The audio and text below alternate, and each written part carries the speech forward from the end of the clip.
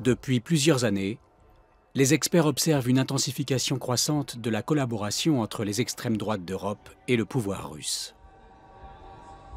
Un réseau de relations personnelles très étroit s'est établi dans le but d'affaiblir les nations démocratiques d'Europe occidentale. Des groupes paramilitaires et des milices civiles révèlent leur attachement à la Russie, tout comme les partis de la droite populiste et radicale, prêts à prendre le pouvoir dans toute l'Europe.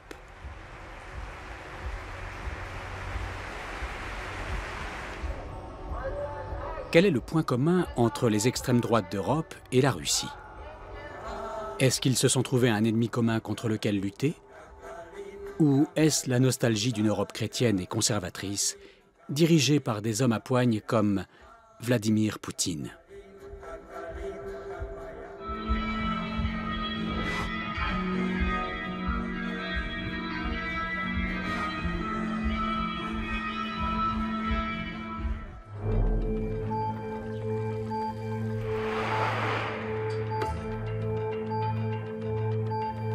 Comme chaque année, se tient en Transylvanie, une région de la Roumanie, l'un des plus gros rassemblements de jeunes d'extrême droite d'Europe.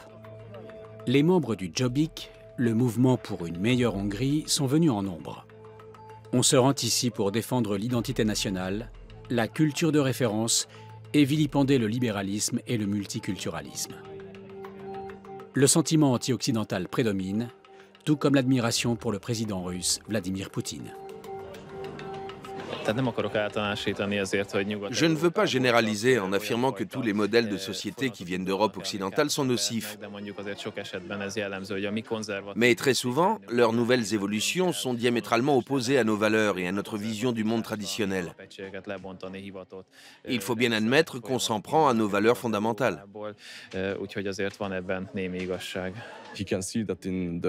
Les provocations des énormes parades gays, ça n'existe pas au pays de Poutine.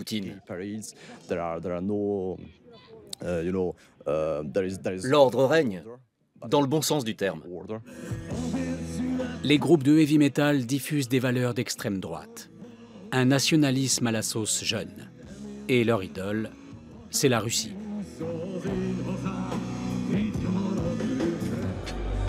Changement de décor. En juillet 2016 s'ouvre le congrès des jeunes de l'AfD, l'alternative pour l'Allemagne. Des invités partageant les mêmes valeurs sont venus de toute l'Europe. Les Italiens de la Ligue du Nord, les Français du Front National ou le Parti de la Libération autrichien, le FPE. Ici aussi, Poutine à la cote. Au vu de la situation en Syrie, la politique étrangère de la Russie me semble très judicieuse.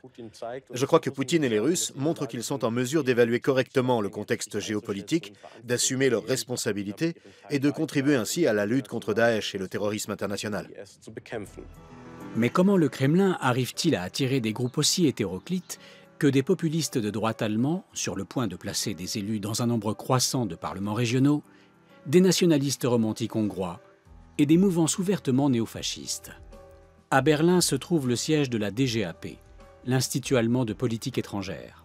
Pour Stefan Meister, spécialiste de la Russie, la réponse tient en un nom, Poutine.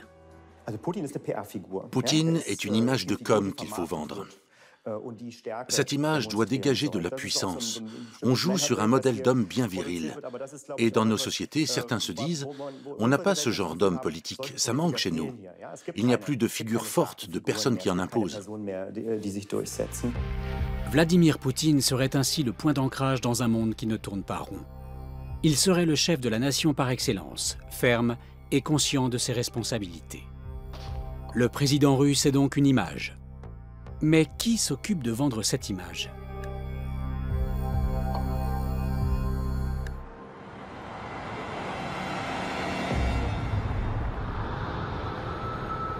Notre équipe de tournage se voit invitée à Moscou par un oligarque russe influent. Il est à la tête d'un empire médiatique très conservateur, établi dans un centre commercial luxueux de la capitale russe. Son nom, Konstantin Malofeyev. Un immense portrait d'Alexandre III, le tsar qui a œuvré à la russification de l'Empire, orne le bureau cossu de Malofeyev. L'oligarque, monarchiste affirmé et fervent orthodoxe, entretient de bonnes relations aussi bien avec le Kremlin qu'avec les partis d'extrême droite européens. En Allemagne, le parti AfD a ses faveurs. Qui soutenez-vous? L'AfD.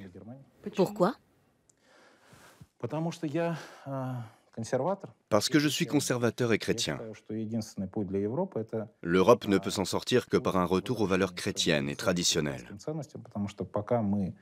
Je veux que l'Allemagne reste l'Allemagne, qu'elle ne devienne pas un énième État américain où il n'y a aucune tradition, aucune identité nationale et où la famille n'existe plus. À l'école, on inculque aux enfants l'amour de la dépravation. On enseigne à des enfants de 7 ans des perversions sexuelles qu'on ne raconterait pas à un adulte. Si une personne est atteinte de cette maladie, elle doit gérer ça toute seule. On pourrait croire qu'il s'agit de paroles d'une personne qui n'est plus vraiment de son temps. Mais Malofeyev est un homme puissant. Il serait très proche du Kremlin et aurait participé au financement de la guerre en Ukraine. Pour lui, Poutine est un sauveur.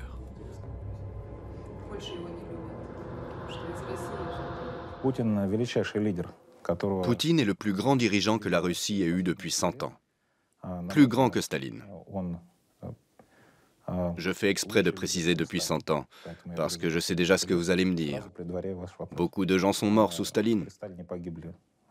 Mais avec Poutine, les gens vivent heureux, libres et en paix. Tout ça, c'est grâce à Poutine.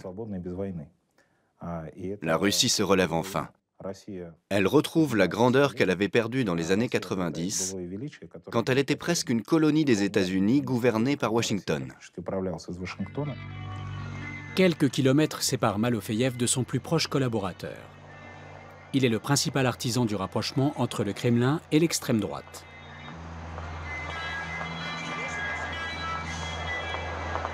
Considéré comme un maître à penser de la Nouvelle Russie, il s'agit du philosophe et politologue Alexander Dugin. Polyglotte, il est toujours prêt à analyser, dans les médias nationaux ou étrangers, le grave conflit dans lequel est plongée l'Europe. C'est en tout cas la vision du Kremlin.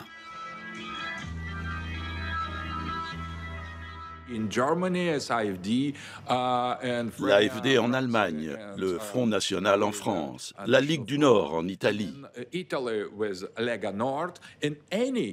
Dans chaque pays européen, à l'Est comme à l'Ouest, on assiste à l'émergence d'une alternative politique. C'est la seconde Europe, celle du peuple européen et de ses traditions. Une seconde Europe qui serait partenaire de la Russie. Telle est la vision de Dugin. D'ailleurs, d'après lui, la Russie exercerait déjà une influence sur l'Union européenne au travers des groupes d'extrême droite. Ce n'est pas seulement une question d'alliance tactique avec quelques partis politiques. Quand il s'agit de l'avenir de l'Europe, nous autres Russes estimons qu'à présent on doit participer au processus de décision depuis l'intérieur.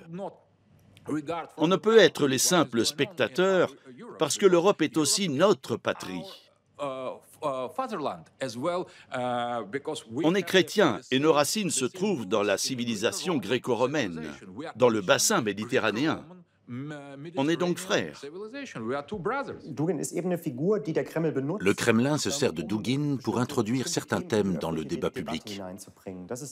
Mais ce n'est pas son seul rôle. Il contribue aussi à l'établissement de réseaux avec les extrêmes droites d'Europe, la nouvelle droite et la droite populiste. C'est une fonction essentielle. Dugin le communicant joue un rôle important au sein de l'empire médiatique de Malofeyev. Il est rédacteur en chef de sa chaîne de télévision. Une alliance entre Moscou et les extrêmes droites en Europe est en train de prendre forme.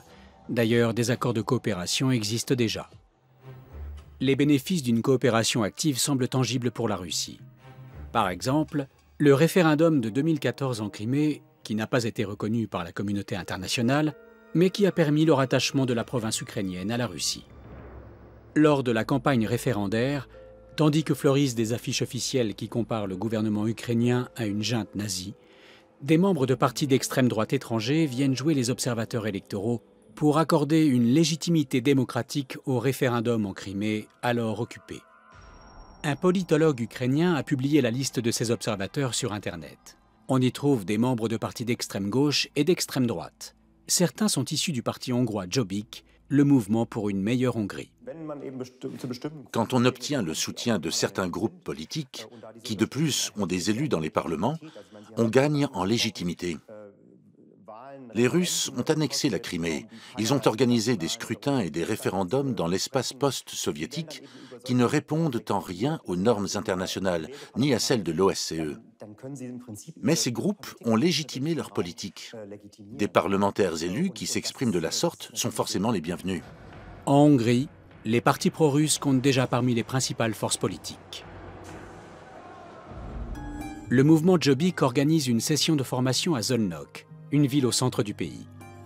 Au programme pour les jeunes membres du parti, l'art de débattre avec ses adversaires politiques. Depuis des années, le groupe d'extrême droite ne cesse de remporter des victoires électorales. Il a recueilli plus de 20% des suffrages aux dernières élections législatives. Son électeur type est conservateur, chrétien et xénophobe. En outre, le Jobbik est un parti pro-russe. Avec le Fidesz, le parti au pouvoir, le Jobbik constitue la principale force pro-Poutine dans le pays.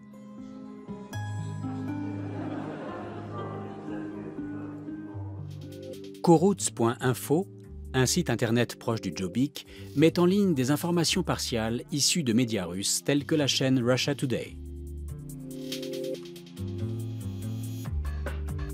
À l'heure actuelle, le député européen du Jobbik, Bela Kovač, est soupçonné d'espionnage pour le compte des services secrets russes.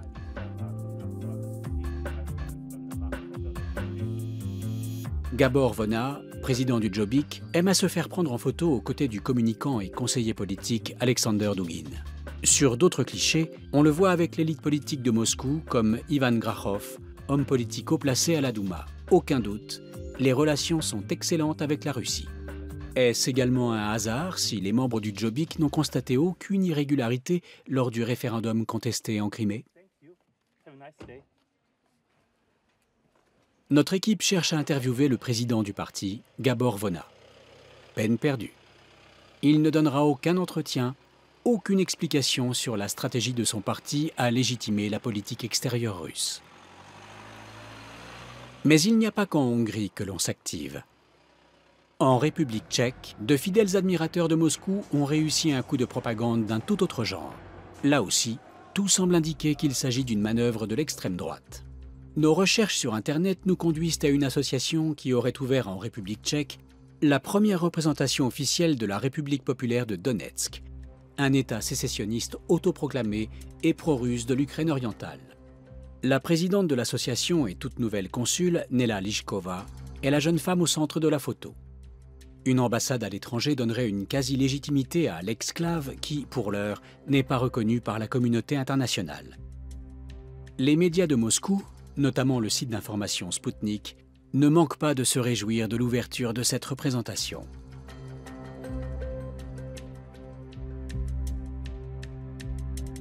L'ambassade est censée se trouver ici, à Ostrava, une ville industrielle tchèque à la frontière polonaise. Mais une fois sur place, une surprise nous attend. Aucune enseigne, aucune trace d'ambassade. Un indice important va peut-être nous aider. Un site de propagande russe évoque également l'accord de coopération de l'ambassade avec la République populaire. Un document signé par la consul Lišková et la ministre des Affaires étrangères du Donbass. On y mentionne une adresse dans une petite ville à 30 km d'Ostrava. Nous découvrons un bâtiment en ruine. La première représentation en Europe de la République de Donetsk n'est qu'une pauvre bicoque. Personne à l'horizon. Notre demande d'entretien via le site de l'association reste sans réponse. On nous fait savoir que l'ambassadrice n'a pas le temps. Une représentation diplomatique au milieu de nulle part. S'agit-il d'un canular à des fins de propagande? Miroslav Mareš n'est pas de cet avis.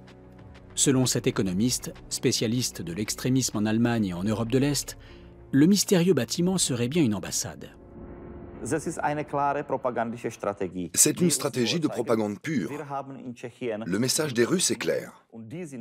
Nous avons des alliés sûrs en République tchèque qui peuvent nous servir d'ambassadeurs. Nous disposons d'un réseau opérationnel de forces anti-système qui sont opposées à la politique pro-occidentale de la République tchèque.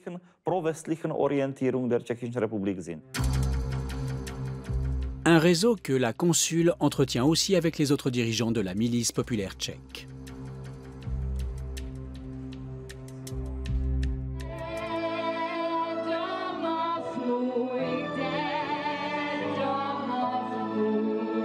À Prague, résonnent des hymnes pour une République tchèque libre. Des groupes d'extrême droite manifestent pour la sortie de l'Union européenne. À leur côté, leurs coreligionnaires venus de Slovaquie et d'Allemagne. Les membres de Národní domobrana, la milice populaire nationale, figurent aussi dans leurs rangs. La milice s'oppose à l'arrivée des réfugiés qu'elle estime clandestins. Le médecin militaire Marek Optel en est l'un des partisans. Il a servi dans l'armée tchèque pendant de nombreuses années et a dirigé un hôpital militaire en Afghanistan. Avant toute chose, nous ne voulons pas de la guerre. Nous voulons pouvoir élever nos enfants et nos petits-enfants en paix. Nous rejetons l'OTAN. C'est une usine à criminels qui a des millions de vies sur la conscience et qui aujourd'hui veut celle de nos fils et de nos filles pour les laisser mourir sur le front russe au nom des intérêts pervers de 13 dynasties sataniques. Une louche d'anti-américanisme et une louche d'antisémitisme, le tout saupoudré de la rhétorique de la nouvelle droite. Nous refusons une Union européenne incapable d'assurer les droits fondamentaux de ses citoyens et la souveraineté de ses États. Elle prépare le génocide des Européens au service de l'oligarchie financière criminelle américano-sioniste. On trouve d'anciens militaires qui œuvrent à une militarisation du mouvement. C'est le cas du numéro 2 de la milice populaire, František Křečka. La lutte raciale est son thème de prédilection. Nous sommes le peuple et nous sommes également l'Europe.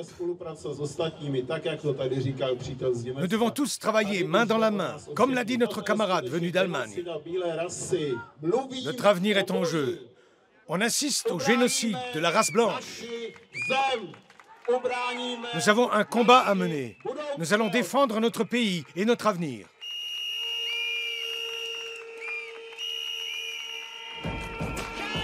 L'Amérique, les Juifs ou l'Union européenne ne sont pas les seuls ennemis.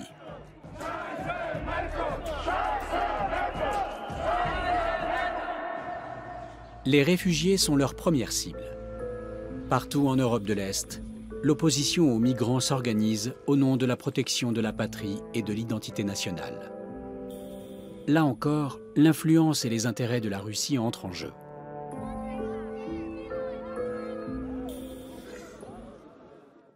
Ce qui se passe actuellement en Bulgarie illustre bien la situation. La Russie a toujours eu un lien fort traditionnel avec les pays situés entre les Balkans et la côte de la mer Noire. Aujourd'hui encore, les Bulgares sont reconnaissants envers les Russes de les avoir libérés des Ottomans. Ils utilisent l'alphabet cyrillique, sont de confession orthodoxe et se sentent slaves. La ville de Varna, sur les bords de la mer Noire, est surtout connue comme station balnéaire, mais depuis quelque temps, elle est le QG des plus gros groupes paramilitaires du pays. Ici, on se croit reparti en croisade contre l'ennemi musulman dans un combat collectif, à l'instar de l'union paramilitaire pro-russe Vasil Levski. L'objectif de ces exercices de type militaire est clair: sécuriser les frontières du pays et empêcher les réfugiés de passer. Parmi ces combattants, il n'est pas rare de croiser policiers et militaires, mais aussi professeurs et élèves.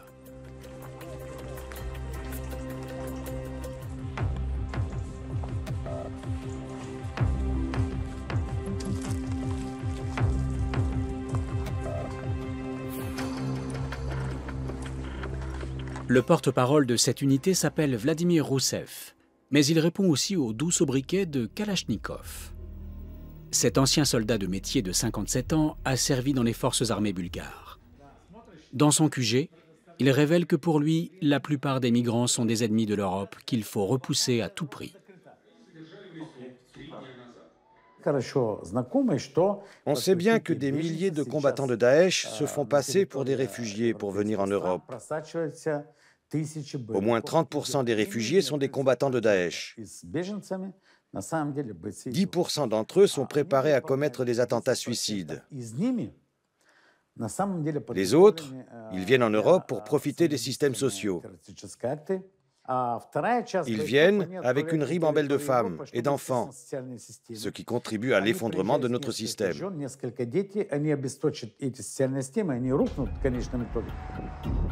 Les gardes-frontières paramilitaires sont les fers de lance du mouvement. Les rencontrer nécessite plusieurs jours de négociations et de nombreux rendez-vous clandestins. Pour rappel, nous sommes bien dans un État membre de l'Union européenne et de l'OTAN. Nous allons rejoindre des troupes engagées dans une chasse à l'homme.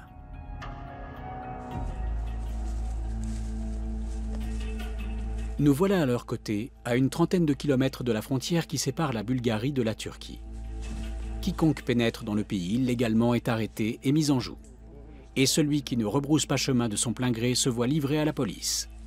Ici, on ne cache pas ses affinités politiques. Les médias officiels essaient de persuader les gens que Poutine est quelqu'un de mauvais. Ils disent « Poutine est agressif, la Russie est agressive ». Mais si on réfléchit un peu et qu'on trouve les bonnes informations sur Internet, on voit que le seul homme à agir, c'est Poutine. Il fait ce qu'il faut en bombardant les positions djihadistes. Tout le monde s'indigne en disant que Poutine largue des bombes sur des hôpitaux. Mais qui fait ça en réalité? Les Américains. Le commandant Rousseff nous confirme qu'il ne s'agit pas uniquement d'une idéologie commune. Certains de ces hommes sont formés par des Russes. Nous envoyons nos équipes en Russie. Elles y apprennent le maniement des armes. C'est vraiment formidable que des mercenaires russes nous entraînent gratuitement. Entre-temps, la patrouille a fait une découverte. Des personnes en route pour l'Europe occidentale sont passées par ici, comme en attestent ces boîtes de conserve et ces bouteilles provenant de Turquie.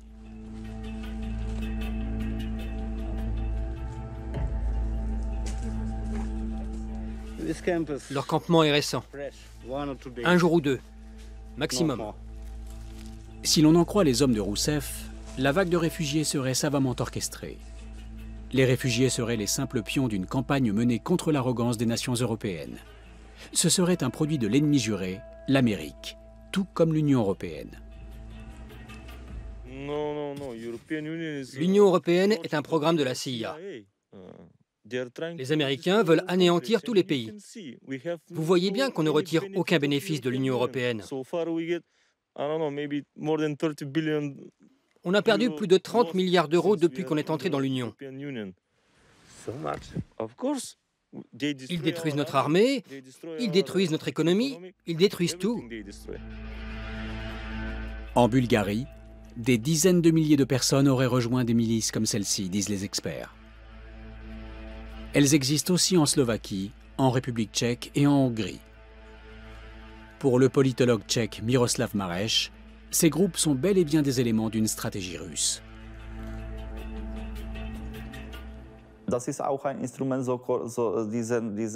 Là encore, ce sont des instruments de ce qu'on appelle les guerres hybrides. En cas de guerre entre la Russie et l'Occident, ces unités représentent des 4e ou 5e colonnes potentielles, armées et bien entraînées, présentes dans les pays occidentaux.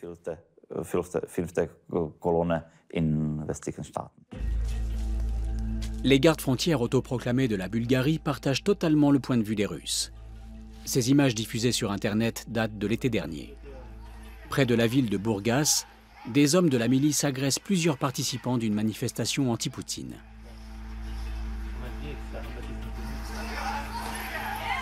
Mais les intérêts de la Russie sont aussi représentés au cœur même de l'Union européenne depuis longtemps. C'est le cas en Allemagne avec l'AfD. En juillet 2016 se tient le congrès des jeunes de l'AfD à Bingen am Rhein. l'alternative pour l'Allemagne connaît une ascension fulgurante dans le paysage politique du pays. Représentée dans de nombreux parlements régionaux, elle est devenue à certains endroits le deuxième parti allemand et attire de plus en plus de jeunes supporters. Sa campagne électorale tourne inlassablement autour des réfugiés. Dans le discours de l'AfD, ils sont assimilés à une catastrophe naturelle. On voit tous à quel point l'Europe et notre patrie sont submergées. Des millions de jeunes musulmans sans argent et sans formation font route vers l'Europe et l'Allemagne.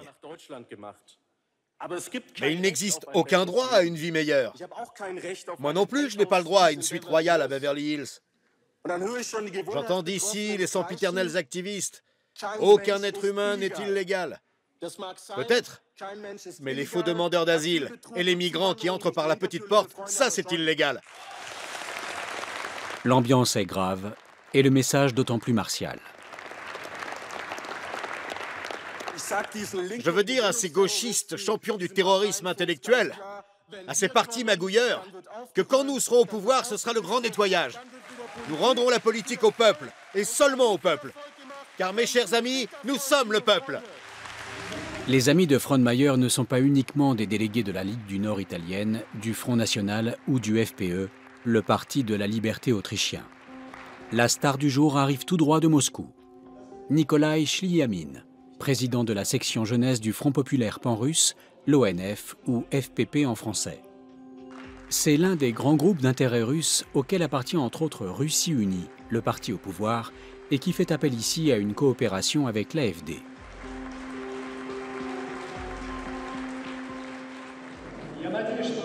J'espère que notre collaboration nous aidera à abattre les murs d'incompréhension qui se dressent aujourd'hui entre la Russie et l'Europe, et qu'à l'avenir, nous construirons une maison européenne libre et souveraine.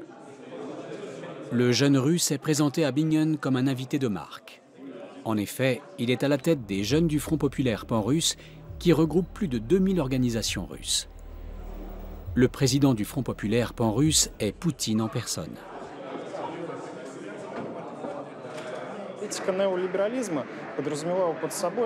Selon la politique néolibérale, il ne devrait rien y avoir de traditionnel dans la société. L'humanité continue à se développer et chaque individu agit à sa guise. Aujourd'hui, nous voyons hélas que cette politique conduit à l'effondrement culturel de l'Europe. C'est ce que nous pensons en Russie. Si on a ce rapport critique à l'islam, c'est parce que, malheureusement, des éléments musulmans arrivent en Europe, mais ne veulent pas s'intégrer dans la société européenne et ne se montrent pas prêts à accepter notre culture européenne. Sur Internet, nous cherchons à savoir qui est Nikolai Shliamin. Sur sa page, il se targue d'avoir d'éminents contacts.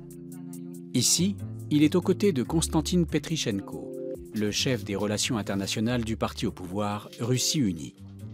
Sur une deuxième photo, on voit Petrichenko au milieu, Shliamin tout à gauche, et le président de jeunesse AfD. Pour nous, l'Europe doit s'étendre de Lisbonne à Vladivostok. Elle doit englober un seul espace commun. Pourquoi Vladivostok ? Je vais vous le dire. Parce qu'un Russe est un Européen. Pour les habitants d'Asie du Sud-Est ou du Sud-Ouest, nous sommes Européens. Par conséquent, on peut considérer que l'immense territoire oriental russe n'est asiatique que sur un plan géographique. En termes de culture et de mentalité, c'est déjà l'Europe. Une Europe dont la politique sert aussi les intérêts russes à long terme. Pour le sociologue Karsten Kochmider, c'est ce qui explique l'influence de la Russie sur les extrêmes droites d'Europe. La Russie a tout intérêt à ce que les partis d'extrême droite en Europe se renforcent. D'une part, ils partagent la même idéologie avec un rejet des démocraties libérales. D'autre part, il est dans l'intérêt de la Russie que l'Union européenne soit affaiblie de l'intérieur. En France, une affaire en cours est la parfaite illustration de cette évolution. La banque d'un proche de Poutine aurait alloué un crédit de plusieurs millions d'euros au Front National.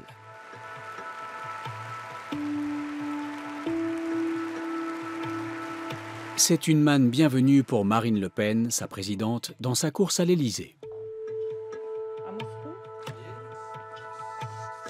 Son trésorier ne fait aucun mystère de leur soutien financier. J'ai besoin d'argent pour fonctionner et j'ai besoin d'argent pour faire mes campagnes électorales. Et j'en ai tellement besoin que je vous ai raconté tout à l'heure que j'ai été obligé d'aller emprunter à Moscou 10 millions d'euros. Les banques avaient refusé, les unes après les autres, de prêter de l'argent comme l'attestent ces documents. Moscou aurait été le dernier recours du Front National. Selon certaines voix critiques, cet argent serait une récompense pour les prises de position du parti en faveur de la Russie. Nous pensons que la France doit sortir de l'OTAN, par exemple, et ne plus être inféodée sur le plan militaire et sur le plan de la politique étrangère aux États-Unis à travers l'OTAN. Le prochain objectif principal de la Russie, c'est d'affaiblir l'alliance militaire en Occident perçue comme une menace. Parallèlement, les extrêmes droites d'Europe viennent troubler l'influence des États-Unis dans le traité de l'Atlantique Nord.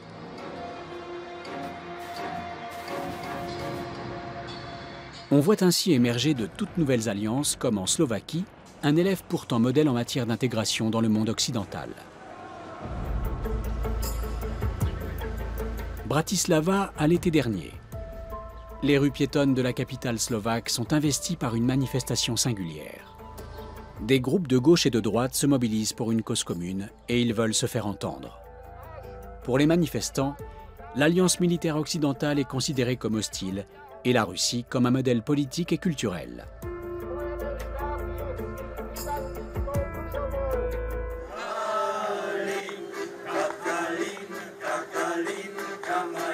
Les chœurs russes attirent de nombreux spectateurs, même si les chanteurs disent ignorer pour qui ils chantent.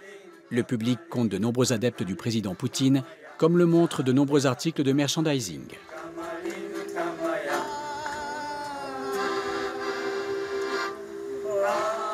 L'Association pour l'amitié Slovaquie-Russie est à l'initiative de cette manifestation. Son président n'est pas un inconnu, c'est un ancien Premier ministre du pays et le fondateur du mouvement chrétien-démocrate dont il a été le président pendant 10 ans.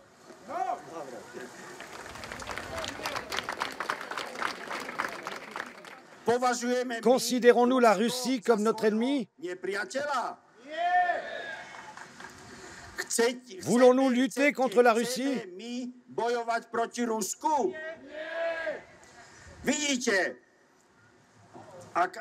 Si les Américains et l'OTAN veulent déclencher la guerre, alors nous les mettons en garde depuis Bratislava. Ils perdront cette guerre et un nouveau procès de Nuremberg les attendra, eux et leurs alliés.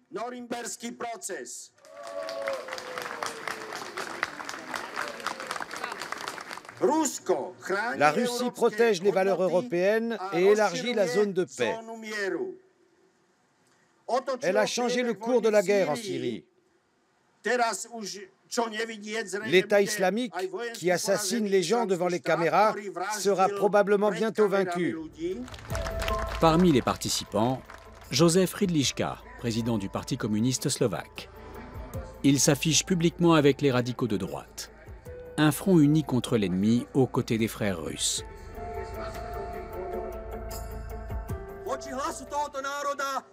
Nous ne voulons pas de base militaire américaine et de base de l'OTAN en Slovaquie ou nulle part en Europe. Nous voulons la paix et s'il le faut, nous serons du côté de la vérité, comme lors de la Seconde Guerre mondiale, celui de la Russie slave. Si les nouveaux occupants de la Slovaquie pensent que la majorité des Slovaques combattra la Russie et nos frères slaves sous le drapeau de l'organisation criminelle de l'OTAN, ils se trompent complètement.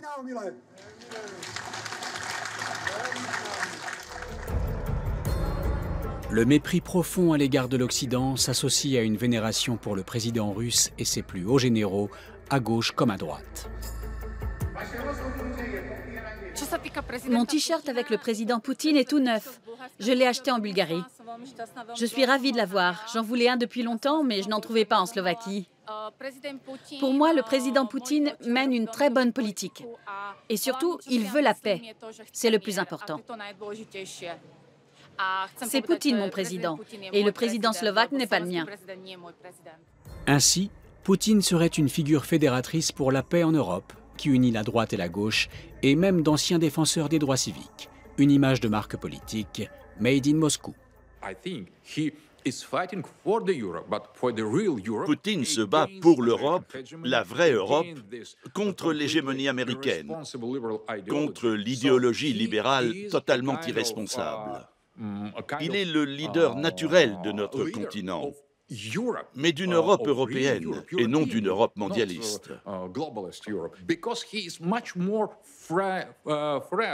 Il est bien plus français que Hollande, bien plus allemand que Merkel, et il se soucie davantage de l'avenir de l'Europe que l'élite politique européenne. À Bratislava, le siège de l'Association pour l'amitié Slovaquie-Russie se trouve dans les bureaux de l'ancien Premier ministre Jan Charnogórski. En Slovaquie, il est connu pour être un dissident du mouvement d'opposition chrétien qui a vaillamment combattu l'occupation soviétique du temps du pacte de Varsovie. Aujourd'hui, il manifeste aux côtés des extrémistes de gauche et de droite contre une intégration à l'Occident et contre l'OTAN. C'est avec fierté qu'il tient à s'exprimer en allemand, une langue qu'il a apprise à l'école et qu'il maîtrise aussi bien que l'anglais et le russe.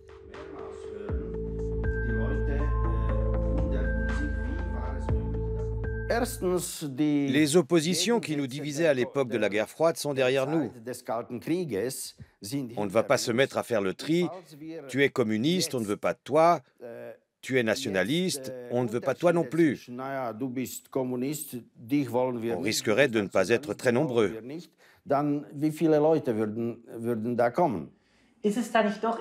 vous dérange pas d'avoir des nationalistes ou des extrémistes de droite dans vos rangs? Non. Enfin, si, c'est un peu dérangeant.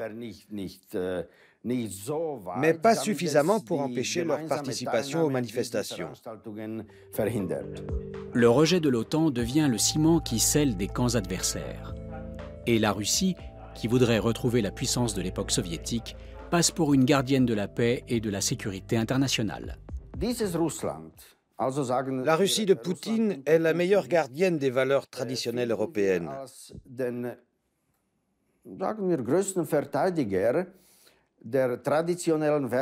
ne défend pas uniquement les valeurs russes sur l'échiquier mondial, mais aussi celles de la chrétienté. Elle est également garante de la sécurité en Europe, notamment face aux problèmes migratoires.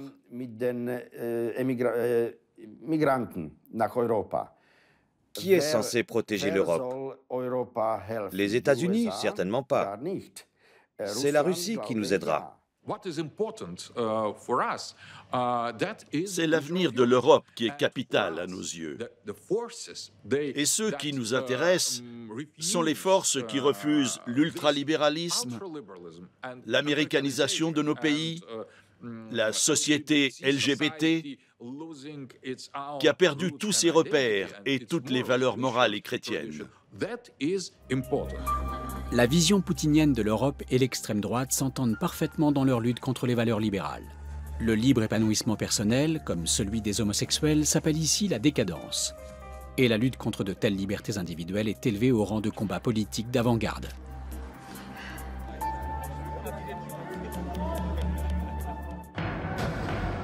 Retour en Slovaquie, où l'extrême droite manifeste bruyamment contre les aspirations des homosexuels. Chaque année à Bratislava, la Gay Pride donne lieu à une contre-manifestation anti-homosexuelle. Des partisans d'extrême droite affluent de tout le pays, en particulier des membres du parti populaire extrémiste Notre Slovaquie.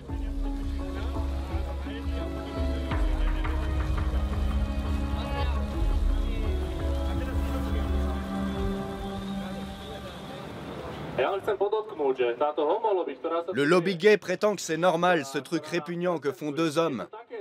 Mais ça vient de l'Ouest. L'Union européenne nous impose le libéralisme et nous oblige à être tolérants vis-à-vis de ces gens et de leurs excès.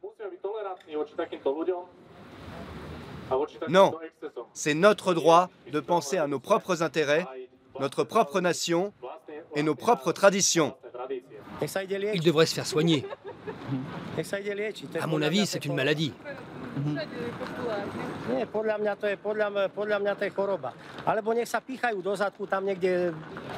Ils peuvent se sodomiser dans une cave ou dans un appartement, mais pas en public.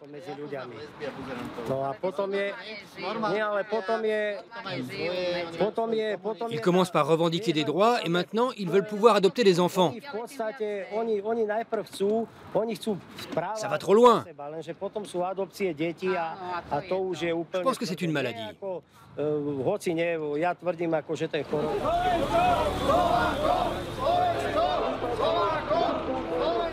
En ce qui concerne l'homosexualité et les prétendues perversions, les coupables sont tout trouvés. Elles ont été encouragées par les forces libérales qui règnent dans l'Union européenne. Sur ce point, la plupart des manifestants sont d'accord.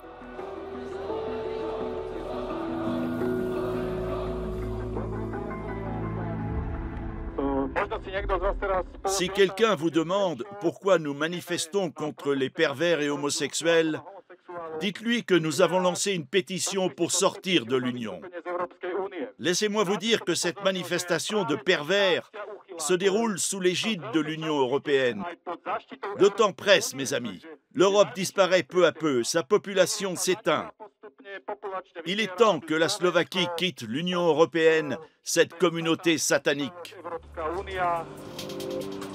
Sur Internet, on constate que le parti Notre Slovaquie collecte bien des signatures contre le maintien du pays dans l'Union européenne et dans l'OTAN.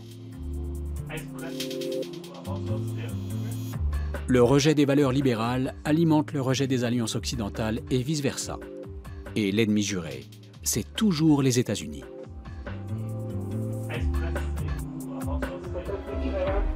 Depuis longtemps, la manifestation à Bratislava n'est plus seulement une critique de l'homosexualité et du libéralisme.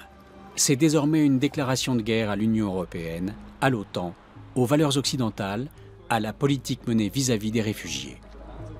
Le parti Notre Slovaquie a déjà remporté la présidence d'une région.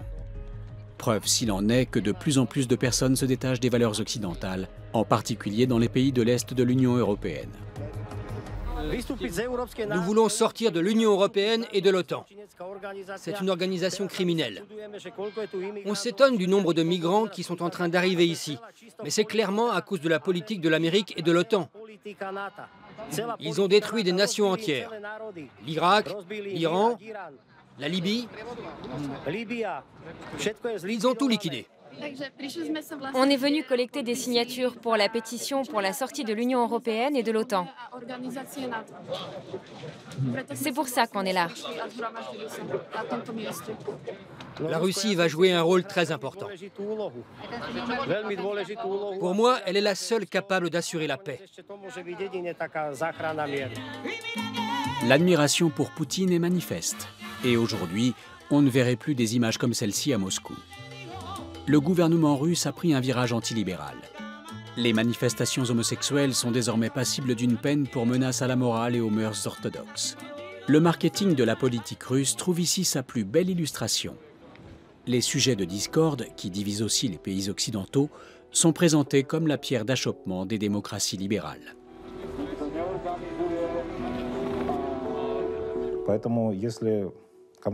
Si quelqu'un pense qu'en Europe, le libéralisme est synonyme de liberté d'opinion ou d'expression, il se trompe. Le mot en lui-même implique un certain champ libre à la dépravation. Une telle idéologie ne peut pas être celle d'un État. L'idéologie d'un État doit être liée à sa mission, à l'avenir des enfants et du peuple, à la culture. Le mot libéralisme n'a aucun sens. Cette politique ne fait qu'encourager les gens à céder à leurs vices. Une question cruciale demeure. S'agit-il d'une concordance fortuite ou d'une stratégie délibérée? L'Institut allemand de politique étrangère évoque une tactique finement élaborée que la Russie aurait empruntée à l'Occident. Il s'agit d'une stratégie de défense. Le seul moyen qu'a le pouvoir russe de surmonter sa propre vulnérabilité stratégique, c'est d'affaiblir les autres systèmes. On a constaté que les médias ou les partis populistes étaient des éléments que l'Occident avait précisément utilisés dans le but de s'assurer une influence dans l'évolution des pays post-soviétiques, mais aussi pour instaurer la démocratie et des sociétés libres. Aujourd'hui, ces éléments sont détournés et instrumentalisés afin d'affaiblir les sociétés libres et démocratiques. Retour en Allemagne. Une question majeure concernant la Russie pourrait refaire surface. À Sonneberg, en Thuringe, au printemps dernier, les habitants manifestent contre l'AfD. L'Alternative pour l'Allemagne organise ce qu'elle appelle un dialogue citoyen. Le chef du parti pour la région de Thuringe, Björn Höcke, est accueilli comme une star. Höcke est apprécié pour ses thèses nationalistes populistes. La Russie peut aussi compter sur l'AfD quand le parti aborde le sujet des sanctions économiques occidentales.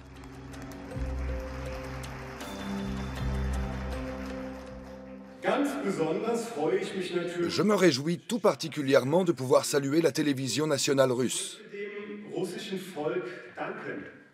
Je tiens à remercier le peuple russe pour 1989.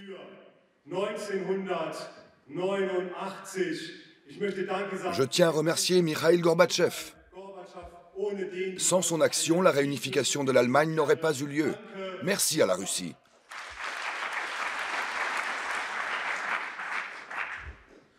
Et je le dis avec fermeté, les sanctions à l'égard de la Russie ne sont pas dans l'intérêt de l'Allemagne, mes chers amis.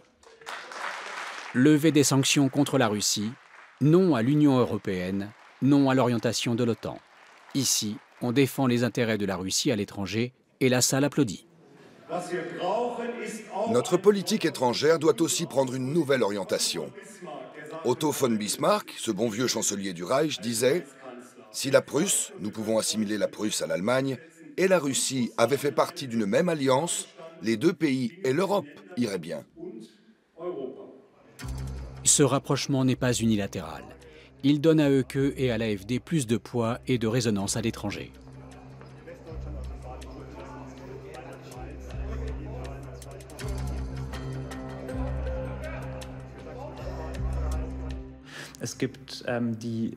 Des chaînes d'information internationales comme Russia Today cherchent à faire de la propagande pro-russe en se faisant passer pour des chaînes d'information normales. Et leur stratégie est de dire « nous soutenons, nous encourageons ou nous flattons les partis d'extrême droite ». C'est bien moins coûteux qu'un investissement militaire. La stratégie est la même. On sait qu'on est inférieur sur les plans technologiques et militaires et qu'on ne fait pas le poids économiquement parlant. On compte sur une méthode douce qui se sert des médias, qui est ciblée et qui ne coûte pas cher. Elle est coordonnée avec l'état-major et elle est de plus en plus sophistiquée. L'AfD voit aussi en Moscou un partenaire à long terme. Nous rencontrons à nouveau Nikolai Shliamin du Front populaire pan-russe que nous avions interviewé lors du rassemblement des jeunes de l'AfD. Il est devenu plus méfiant. Il tient à enregistrer lui-même la totalité de l'interview et se lance ensuite dans l'éloge de la jeune garde de l'AfD.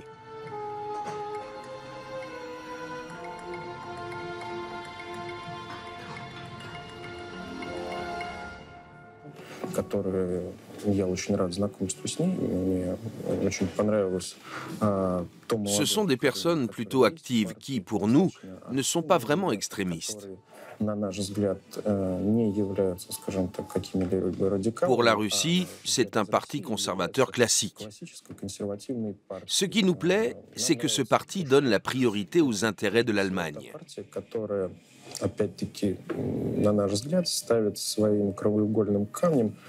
Et une coopération étroite avec la Russie, c'est dans l'intérêt de l'Allemagne, aussi bien sur le plan économique que politique.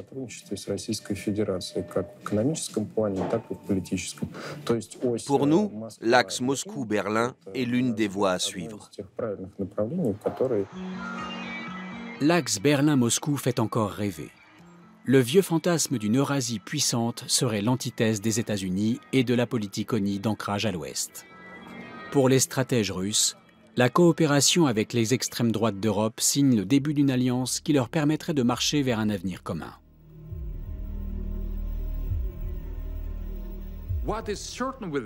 Ce qui les caractérise, c'est leur refus de l'ultralibéralisme, de l'immigration de masse et de l'OTAN qui est en train d'achever l'Europe.